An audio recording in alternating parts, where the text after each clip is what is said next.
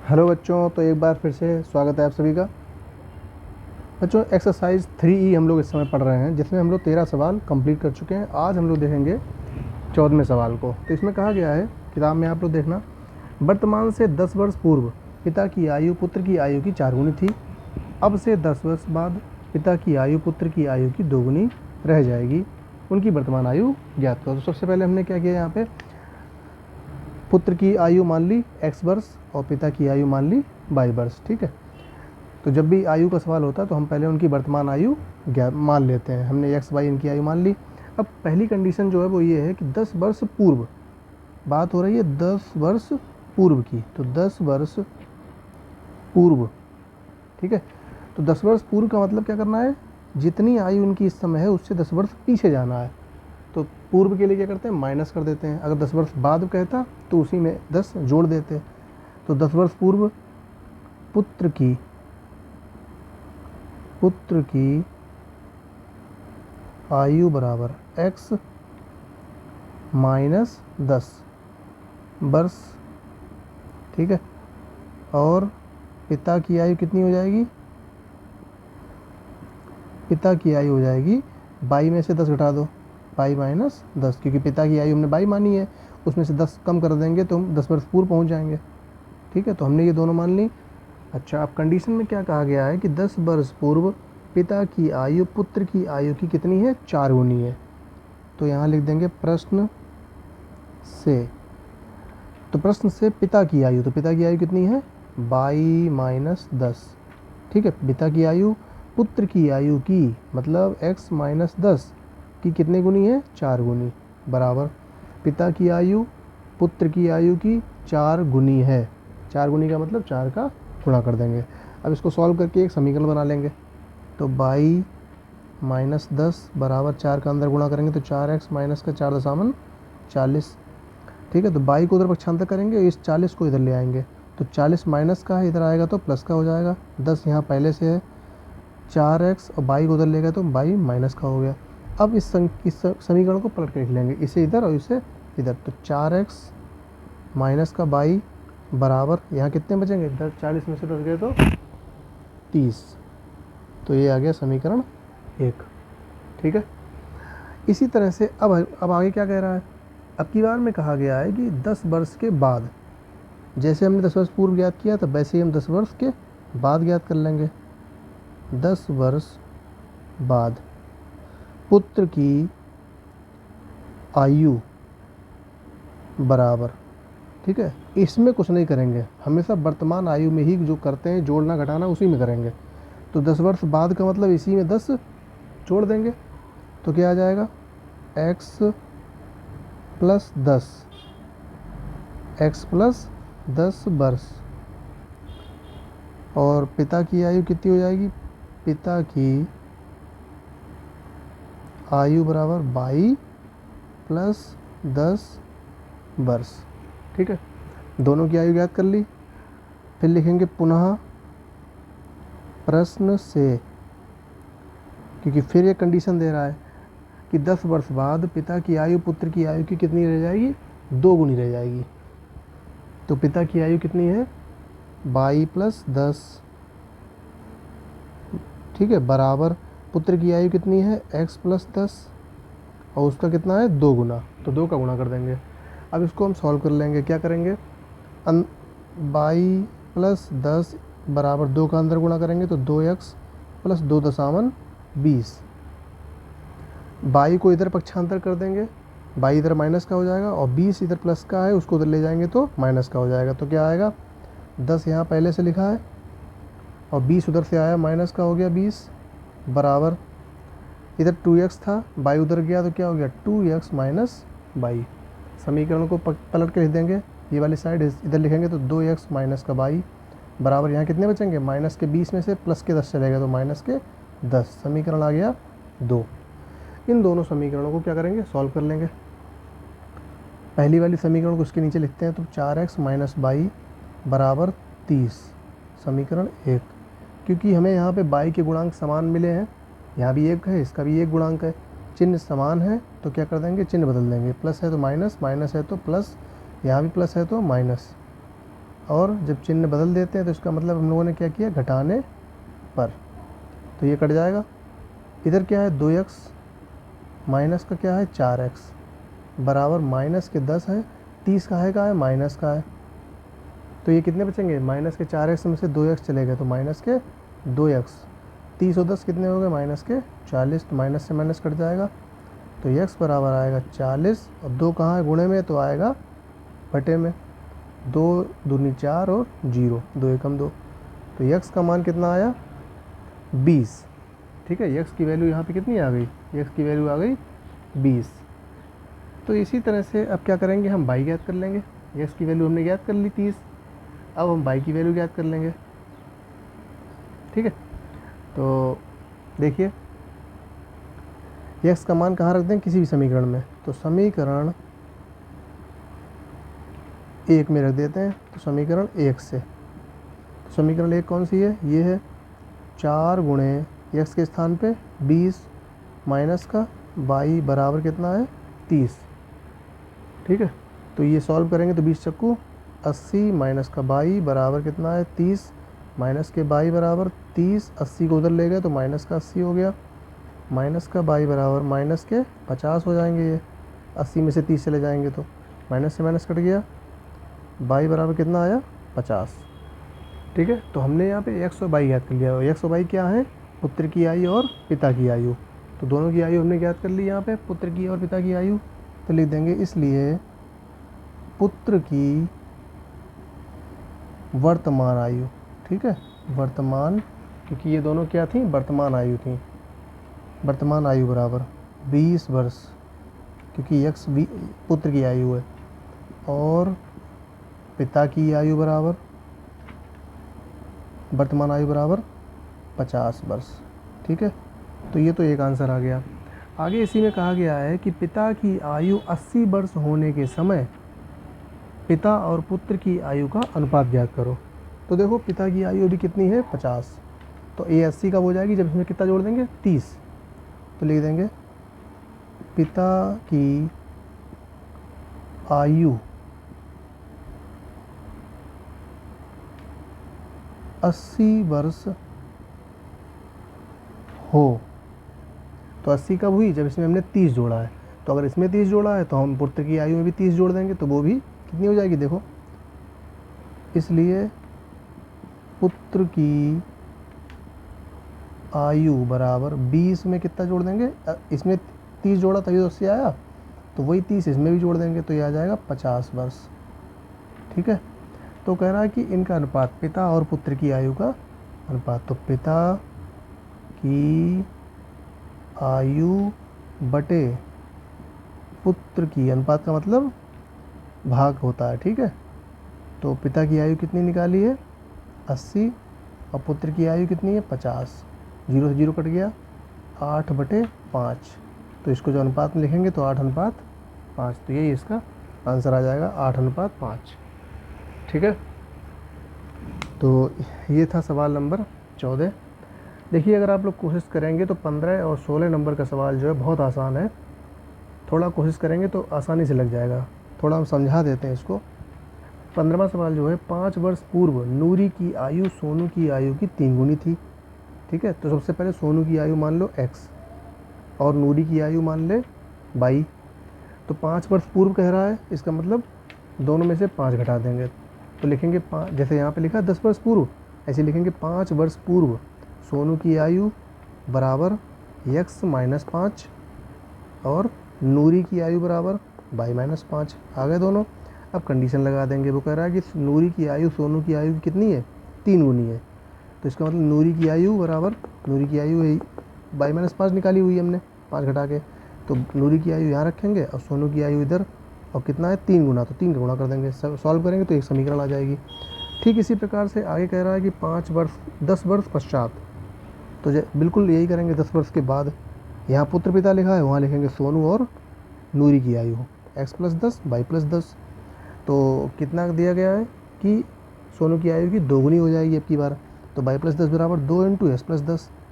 ठीक है, इसको समीकरण सॉल्व करेंगे, एक समीकरण यहाँ बन जाएगी, दोनों को सॉल्व करके नूरी और सोनू की आयु आसानी से याद कर लेंगे। ठीक है, बिल्कुल सेम ऐसे ही है, केवल कंडीशन लगानी है। 16वां सवाल क्या है, ठीक है। तो इन दोनों सवालों को आप स्वयं सॉल्व करिएगा, हो जाएंगे आसानी से।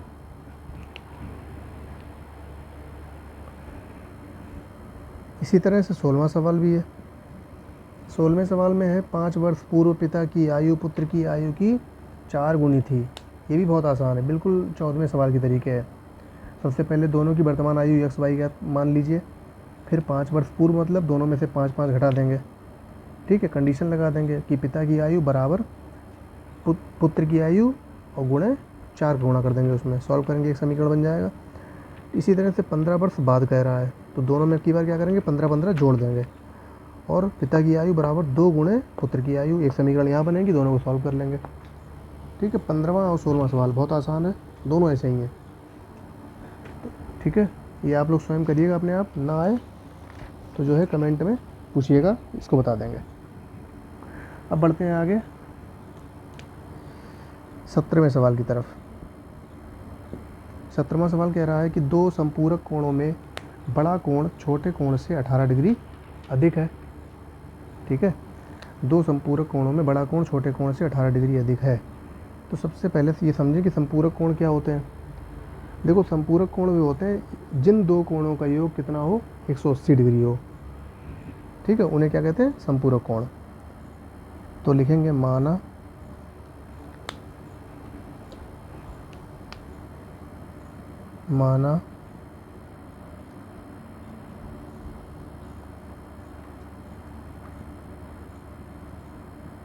संपूरक कोणों में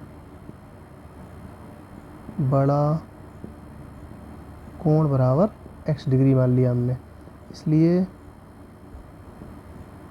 छोटा कोण बराबर, भाई अगर दो कोणों का योग 180 है तो अगर एक कोण x है तो दूसरा क्या हो जाएगा, 180 माइनस x हो जाएगा।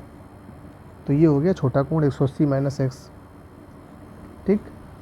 अच्छा, आगे कह रहा है कि बड़ा कोण छोटे कोण से 18 डिग्री अधिक है, ये कंडीशन दी गई है। ये तो आप समझ गए, क्योंकि हमें ये पता है कि अगर x और प्लस y दो कोण ऐसे हैं जिनका योग कितना दिया है, 180, तो वो कहलाते हैं संपूरक कोण दोनों, ठीक। अगर एक कोण x है तो दूसरा क्या हो जाएगा, x को उधर पक्षांतर कर दे तो 180 माइनस x हो जाएगा, तो वही हमने किया है। तो अगर एक कोण x है तो दूसरा कोण क्या हो जाएगा, 180 माइनस x हो जाएगा। अब लिखेंगे प्रश्न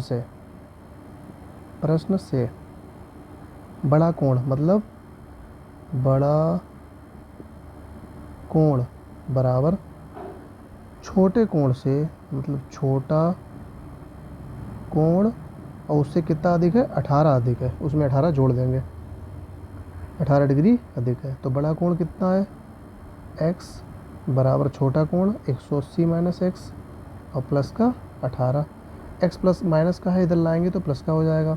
तो x प्लस x बराबर 180 और 18 कितने हो जाएंगे, ये 198 हो जाएंगे, 198 डिग्री हो गया ये। 2x बराबर हो गया 198, तो x बराबर कितना हो गया, 198 बटे 2, गुणे में है तो बटे में जाएगा, 2 में 18, एक बचा, फिर 2 में 18 भाग दे दिया इसका, तो ये कितना आ गया, 99 डिग्री आ गया, 2 एकम 2, तो x बराबर आ गया 99 डिग्री। तो बड़ा कोण ज्ञात कर लिया हमने। अगर x मालूम हो गया, इसलिए ये क्या आ गया, ये आ गया बड़ा कोण। तब छोटा कोण ज्ञात कर सकते हैं, छोटा कोण बराबर 180 माइनस x, यही तो है, तो इसमें x की वैल्यू रख देंगे, तो 180 माइनस 99, तो जब घटाएंगे तो कितना रह जाएगा, ये 81, 10 में से 9 गया 1 और 17, ठीक है, 9 8 17, तो 81 डिग्री। तो बड़ा कोण आ गया 99 डिग्री और छोटा कोण आ गया 180 डिग्री। देखते हैं अगला सवाल 18वें सवाल में क्या कह रहा कि एक आयत का, क्या दिया है, एक आयत दिया गया है, एक आयत का क्षेत्रफल,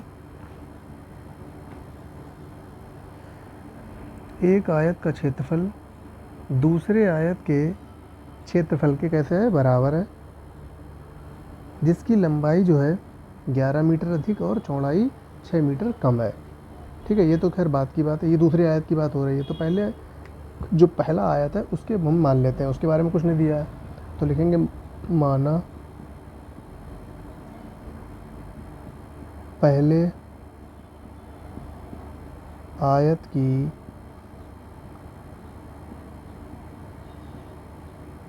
लंबाई बराबर x मीटर, क्योंकि भुजाएं सारी मीटर में दी गई हैं। ठीक है, पहले आयत की लंबाई मान ली x और पहले आयत की चौड़ाई बराबर मान ली हमने 22 मीटर। इसलिए जब पहले आयत की लंबाई और चौड़ाई पता है तो हम उसका क्षेत्रफल ज्ञात कर सकते हैं। तो इसलिए पहले आयत का क्षेत्रफल कितना हो जाएगा,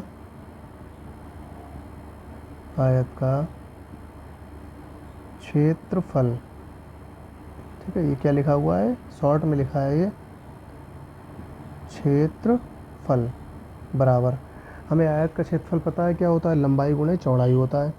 तो लंबाई गुणे चौड़ाई, तो मतलब x गुणे बाई, इसी को क्या ले सकते हैं, x बाई।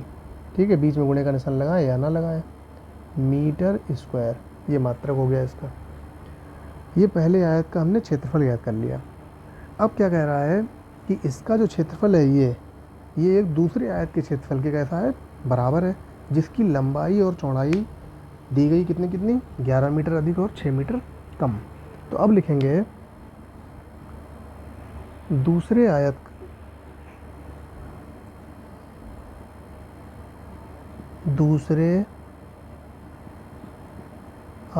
की, यहाँ लिख दें प्रश्न से, ठीक है, दूसरे आयत की लंबाई कितनी है, 11 मीटर अधिक है, तो x में कितना जोड़ देंगे, 11, ये हो गया मीटर। इसी तरह से दूसरे आयत की चौड़ाई बराबर, अब ये लाइन खींचने का मतलब है यही लाइन लिखी हुई है, दूसरे आयत की, ठीक है, चौड़ाई बराबर, ये कितनी है, ये 6 मीटर कम है, तो मतलब बाई में कितना कर दें, 6 मीटर कम, माइनस कर दिया मीटर। इसलिए दूसरे आयत का क्षेत्रफल बराबर क्या होता है, लंबाई गुणे चौड़ाई। तो यहाँ पे लंबाई ये है, चौड़ाई ये है, तो x + 11 और बाई माइनस 6, दोनों का क्या कर देंगे, गुणा। ठीक है, दोनों ब्रैकेट के बीच में क्या है, गुणे का निशान। ठीक है, ब्रैकेट के बीच में गुणे का निशान लगाएं या ना लगाएं, वो गुणा ही होता है, तो मीटर स्क्वायर। ये हमने दूसरे आयत का क्या ज्ञात कर लिया, क्षेत्रफल। तो उसने पहली ही लाइन में कहा है कि पहले एक आयत का क्षेत्रफल दूसरे आयत के क्षेत्रफल के क्या है, बराबर है, तो इन दोनों को क्या कर देंगे, बराबर। चूँकि पहले आयत का क्षेत्रफल बराबर दूसरे आयत का क्षेत्रफल। ठीक है, तो पहले आयत का क्षेत्रफल हमने क्या ज्ञात किया था, x बाई, और दूसरे आयत का क्षेत्रफल अभी ज्ञात किया हमने x + 11 और बाई माइनस 6। ठीक है, ये हमने ज्ञात किया। तो इनको सॉल्व कर देंगे, तो ये आएगा x बाई बराबर, इनका गुणा कर देंगे, x का इसमें गुणा होगा तो x बाई आएगा, x का इससे गुणा होगा तो माइनस का 6x आएगा, फिर 11 का इससे गुणा होगा तो प्लस का 11y, और 11 का यहाँ गुणा होगा तो माइनस 11 छंग 66। ठीक है, मतलब प्रत्येक संख्या का दोनों, जैसे पहली संख्या का दोनों में कर देंगे, फिर दूसरी वाली संख्या का दोनों में कर देंगे। ठीक है, अब देखिए यहाँ पे x y है, तो क्या करेंगे, देखिए x y, और इस x y को हम इधर पक्षांतर करेंगे तो माइनस में x y आ जाएगा ये, और यहाँ पे है माइनस 6x प्लस का 11y माइनस का 66, ये इससे कट गया क्योंकि प्लस माइनस के हैं। ठीक है, तो इधर क्या बचा, 0, कुछ नहीं बचा। इस 6x को हम इधर ले आए तो ये आ गया प्लस का 6x, और 11y को इधर लाए तो माइनस का 11y बराबर क्या हो गया, माइनस का 66 बचा। समीकरण हो गया 1, ये आ गई पहली समीकरण। ठीक इसी तरह से इसमें दूसरी कंडीशन एक और दी गई है, उससे हमें दूसरी कंडीशन, दूसरा समीकरण मिल जाएगा। क्या कह रहा है कि एक मतलब पहले आयत का क्षेत्रफल दूसरे आयत के क्षेत्रफल के बराबर है, और दूसरे आयत का क्षेत्रफल क्या है कि एक तीसरे आयत के क्षेत्रफल के बराबर है। तो तीसरे आयत का क्षेत्रफल मान लेते हैं, कितना कितना दिया गया है,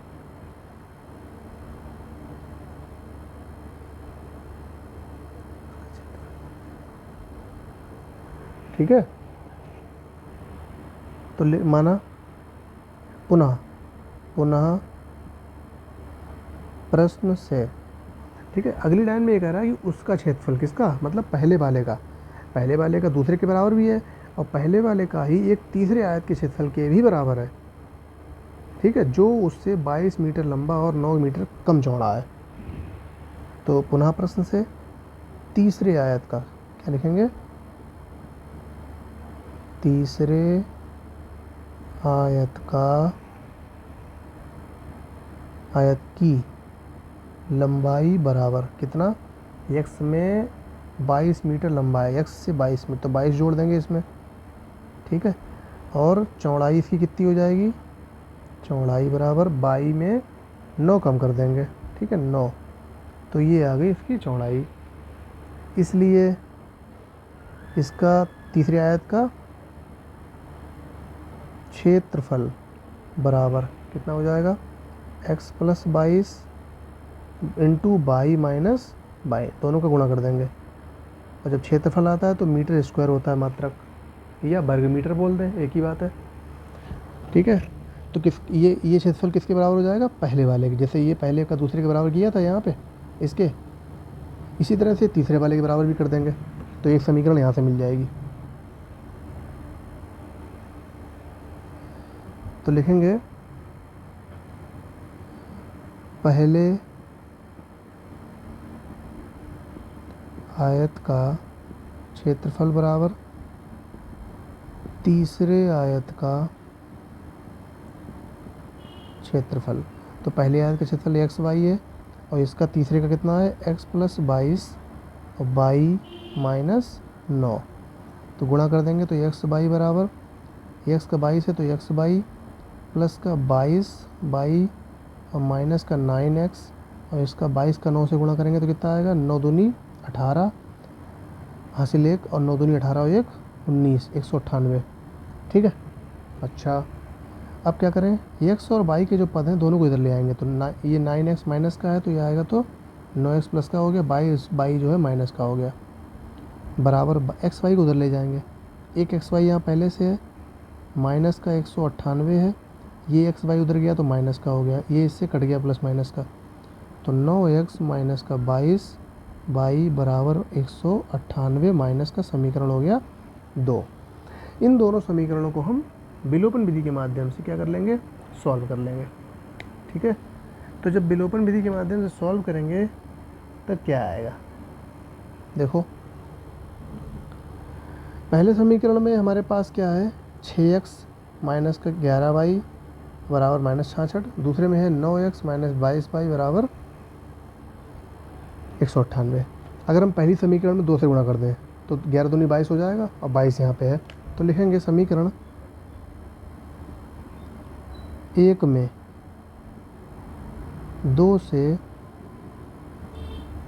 गुणा करने पर, तो समीकरण 1 कौन सी है, ये, तो 2 से गुणा करेंगे तो क्या आएगा, 2 छंग 12x माइनस का 22y बराबर माइनस का 2 छंग 12 की 2 हासिल 1, 2 छंग 12 और 1 13, 132 समीकरण 3। इसी के नीचे लिख देंगे दूसरी वाली समीकरण, तो 9x माइनस का 22y बराबर माइनस का 198 समीकरण 2। इन दोनों को कर लेंगे सॉल्व, क्योंकि इनके चिन्ह समान है, गुणांक तो समान है ही, 22y यहाँ भी है, 22y यहाँ भी है, ठीक है, माइनस चिन्ह समान है दोनों, तो क्या कर देंगे घटाने पर, माइनस यहाँ माइनस है तो प्लस, यहाँ माइनस है तो प्लस, और क्या लिख देंगे घटाने पर, ये कट गए, 12x में से माइनस के 9x चले गए, भाई ये प्लस के हैं ये माइनस के हैं, तो 9x चले गए, कितने बचे, 9 3 12 3x।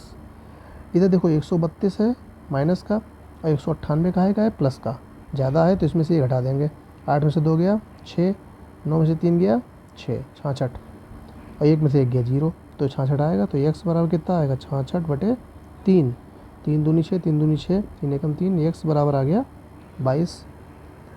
तो x का मान कहाँ रख दें किसी भी समीकरण में, तो समीकरण 1 से। तो जब समीकरण 1 में वैल्यू रखेंगे तो क्या आएगा, 6 गुणे 22 माइनस का 11y बराबर माइनस का 66। तो 6 दूनी 12 और 6 दूनी 12 1 13 132 माइनस का 11y बराबर माइनस 66, माइनस का 11y बराबर माइनस 66, और ये इधर आएगा तो माइनस का 132 हो गया, माइनस का 11y बराबर, ये माइनस माइनस मतलब समान चिन्ह है तो जुड़ जाएंगे, 6 2 8, 6 3 9 और 1, माइनस से माइनस कट जाएगा। अब यहाँ से क्या कर लेंगे हम, किसकी वैल्यू ज्ञात कर लेंगे, y की। ठीक है, आसानी से y की वैल्यू ज्ञात हो जाएगी। तो इसलिए y बराबर क्या आएगा, 198 बटे 11 कहाँ चला जाएगा, बटे में, तो 11 एकम 11, 8 बचे 11 8 88, तो y बराबर आ गया 18। x y दोनों की वैल्यू ज्ञात कर ली। तो पूछा क्या गया है, पूछा गया है आयत का क्षेत्रफल ज्ञात करो। इसलिए यही हमने लंबाई और चौड़ाई मानी थी x और y, इसलिए आयत का क्षेत्रफल बराबर बराबर क्या आएगा, लंबाई गुणे चौड़ाई, मतलब x गुणे y। तो x की वैल्यू 22 और इसकी वैल्यू कितनी है 18, दोनों का गुणा कर देंगे तो कितना आएगा, 396 वर्ग मीटर। ठीक है, चाहे वर्ग मीटर लिखें या मीटर स्क्वायर, एक ही बात है। ठीक है, कुछ भी, कोई भी एक चीज़ लिख दें, क्योंकि अभी तक हम लोगों ने मीटर स्क्वायर लिखा है तो यहाँ पे क्या लिख दें, मीटर स्क्वायर, ये इसका आंसर हो जाएगा। ठीक है, तो अब देखते हैं अगले वीडियो में इसका अगला सवाल। 19वां सवाल है कि एक आयताकार हल की लंबाई 10 मीटर और चौड़ाई 5 मीटर बढ़ाने पर उसका क्षेत्रफल 600 मीटर स्क्वायर बढ़ जाता है, परंतु उसकी लंबाई इतने मीटर का घटाने और चौड़ाई इतने मीटर बढ़ाने पर क्षेत्रफल इतना बढ़ जाता है। खैर ये तो बात की बात है। तो सबसे पहले क्या करते हैं, एक हल, जो हाल है आयताकार, उसकी लंबाई चौड़ाई एक मान लेते हैं। ठीक है, तो क्या दिया है, हमने मान लिया, माना हाल की। ठीक है, आयताकार नहीं लिया क्योंकि हाल कैसा है, आयताकार है। तो हाल की लंबाई बराबर x मीटर, हाल की चौड़ाई बराबर कितनी मान ली, 22 मीटर मान ली। इसलिए हाल का क्षेत्रफल बराबर लंबाई गुणे चौड़ाई, इसलिए एक्स वाई हो जाएगी मीटर स्क्वायर। ठीक है, तो हमने क्या कर लिया, हाल का क्षेत्रफल ज्ञात कर लिया। अब देखो कंडीशन, पहली कंडीशन में क्या कहा जा रहा, यदि लंबाई 10 मीटर और चौड़ाई 5 मीटर बढ़ा दी जाए, प्रश्न से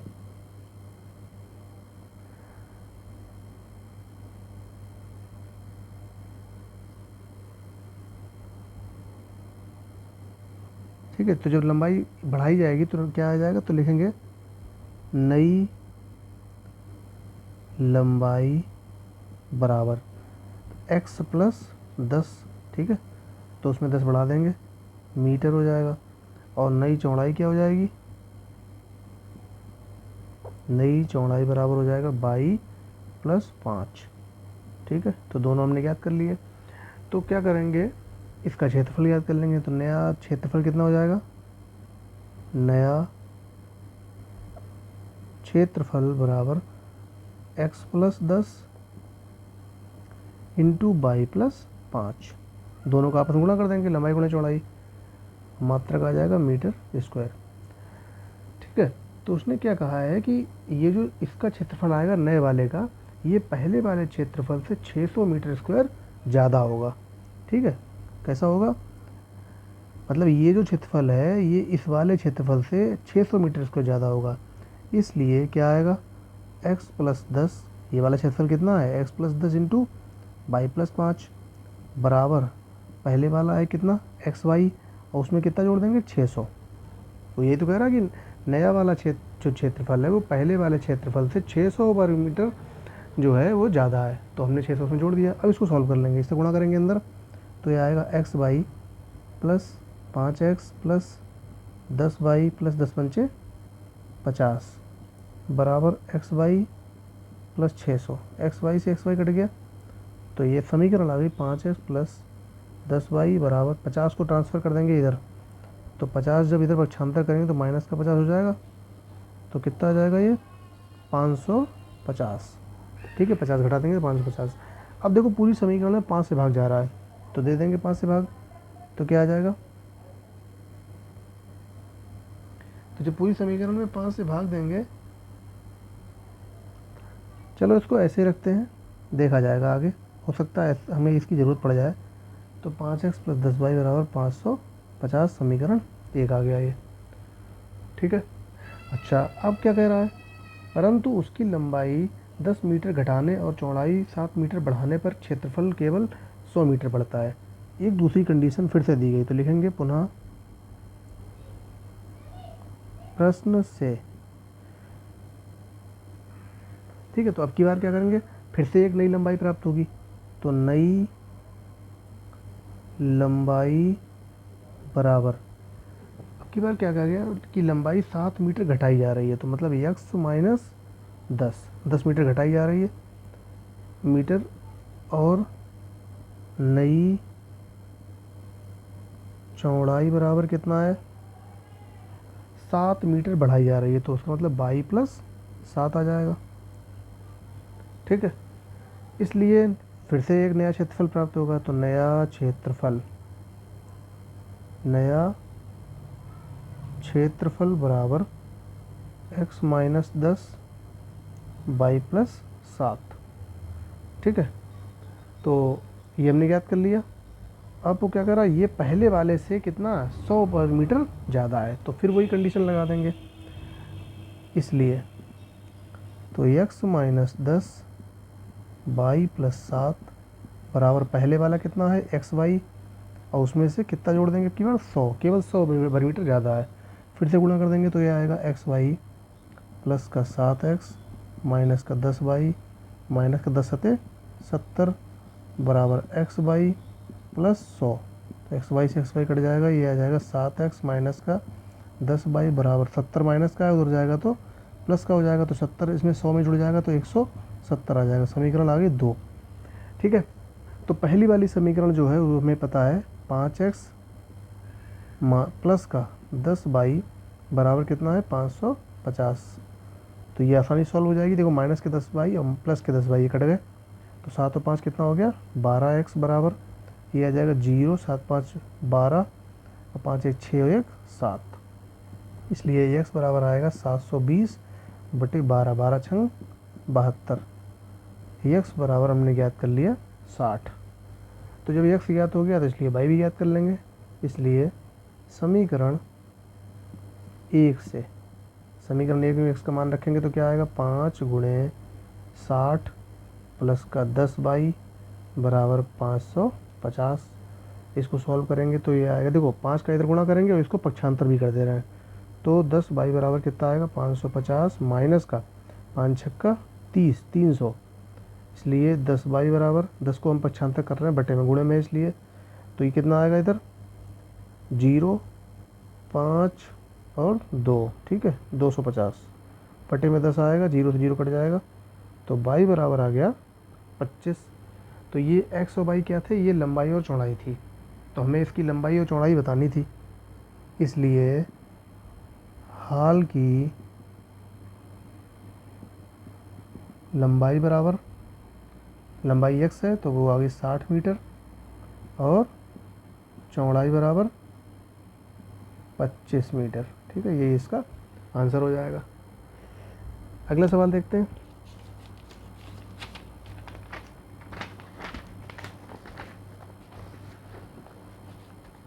देखिए अगला जो सवाल है वो बिल्कुल सेम इसी तरह का सवाल है कि एक आयताकार एक आयत का क्षेत्रफल 9 वर्ग इकाई कम हो जाता है यदि उसकी लंबाई 5 इकाई कम कर दी जाए और चौड़ाई इतने इकाई बढ़ा दी जाए। तो बिल्कुल ये 19वें सवाल के तरीके है, एक्स वाई इसी तरह से मान लेंगे और प्रश्न से नई लंबाई और नई चौड़ाई ज्ञात करके नया क्षेत्रफल ज्ञात कर लेंगे, फिर कंडीशन लगा देंगे। तो वो वाला सवाल आप लोग अपने आप करिएगा। 21वां सवाल हम लोग यहाँ पे देखते हैं कि 21वां सवाल क्या कह रहा।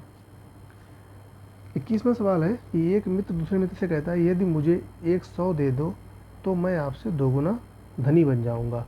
ठीक है, तो सबसे पहले इसके लिए क्या करते हैं, 21वां सवाल, माना पहले मित्र, 2 मित्र हैं यहाँ पे, तो पहले मित्र का धन बराबर x रुपये, दूसरे मित्र का धन बराबर y रुपये। तो हमने दोनों का धन यहाँ पे मान लिया x और y। ठीक है, अब कंडीशन देखते हैं, तो कंडीशन में क्या कहा जा रहा।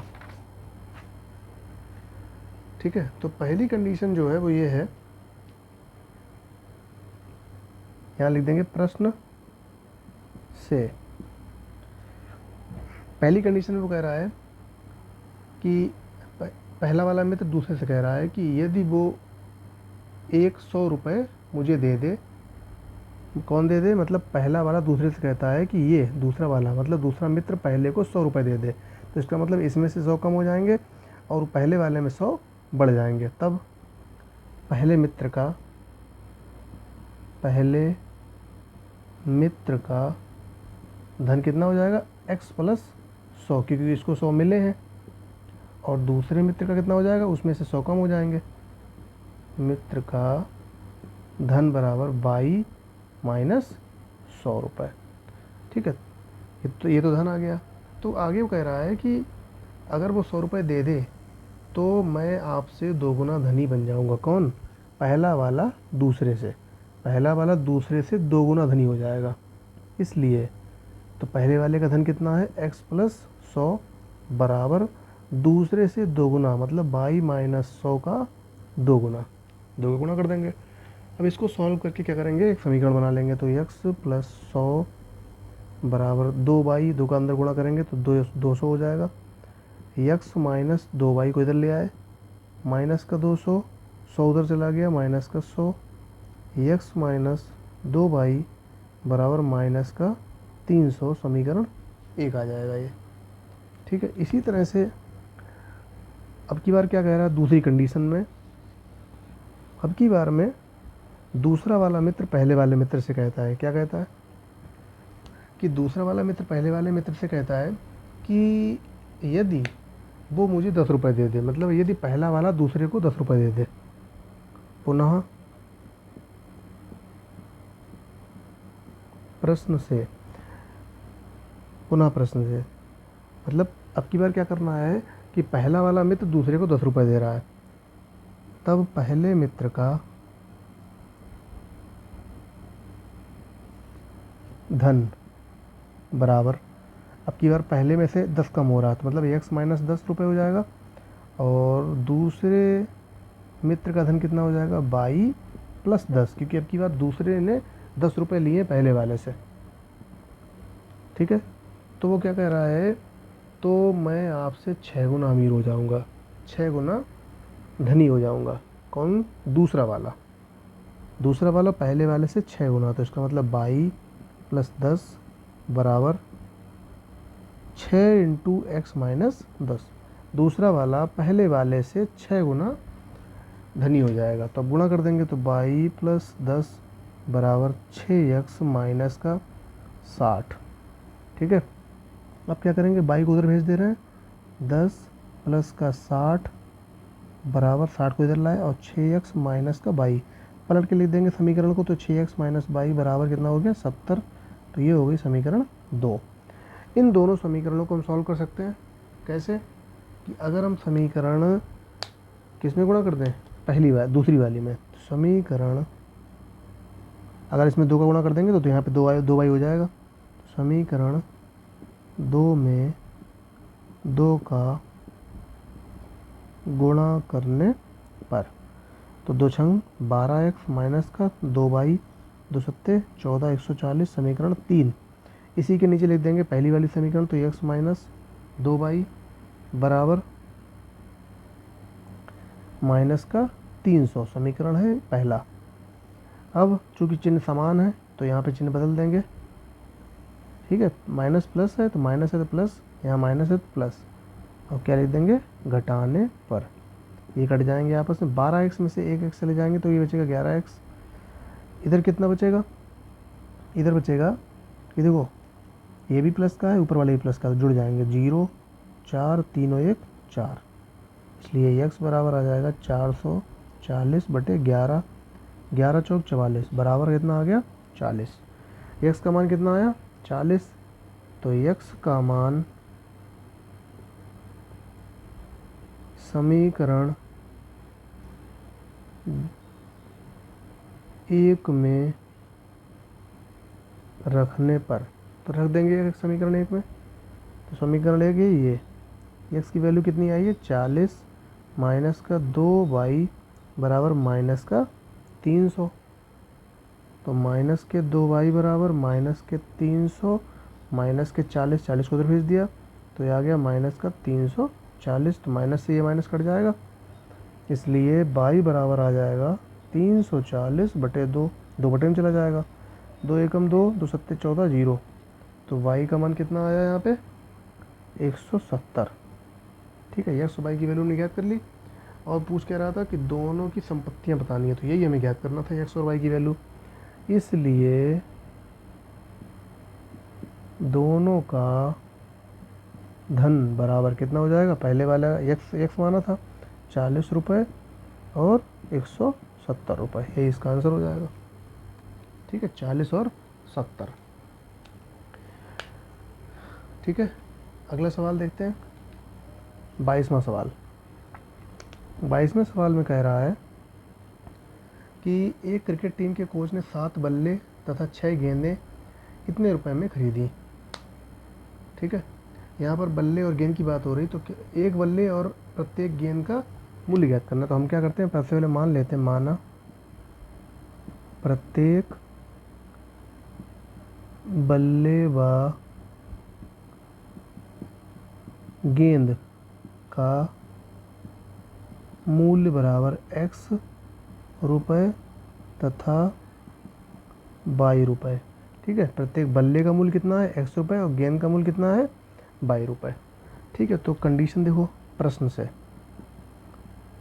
से, तो पहली कंडीशन में क्या कह रहा है, 7 बल्ले, तो 7 बल्ले हैं तो 7x हो जाएंगे, प्लस कितने हैं, 6 गेंदे हैं तो 6y, क्योंकि ये तो एक एक की कीमत है ना, तो 7 तो 7 का उसी में गुणा कर देंगे, दोनों को जोड़ के कितना है, 3800। एक समीकरण हो गया ये। दूसरा क्या समीकरण बनेगा, दोबारा में कह रहा है 3 बल्ले और 5 गेंदे, तो इसका मतलब 3x प्लस 5y बराबर 1750, ये समीकरण 2 हो गया, 1750। ठीक है, तो हमें क्या करना है, एक्स वाई की यहाँ से वैल्यू ज्ञात करनी है। देखिए अब इस सवाल को करना बहुत आसान है, विलोपन विधि हमने पढ़ी है, आसानी से कर सकते हैं, किसी भी एक के गुणांक समान कर लेंगे, या तो x का या y का। यहाँ पे अगर हम 3 का गुणा करें, 3 7 21 हो जाएगा, इस समीकरण में हम 7 का करते हैं, 7 3 21, और नहीं तो यहाँ पे 5 का करेंगे तो 5 6 30y, यहाँ पे 6 का तो 6 5 30y। ठीक है, तो गुणा करके एक्स वाई की वैल्यू ज्ञात करनी है हमें। ये लो, आप ये सवाल आसानी से आप लोग कर सकते हैं, स्वयं करें। ठीक है, विलोपन विधि से आसानी से सॉल्व हो जाएगा। अगला सवाल देखते हैं,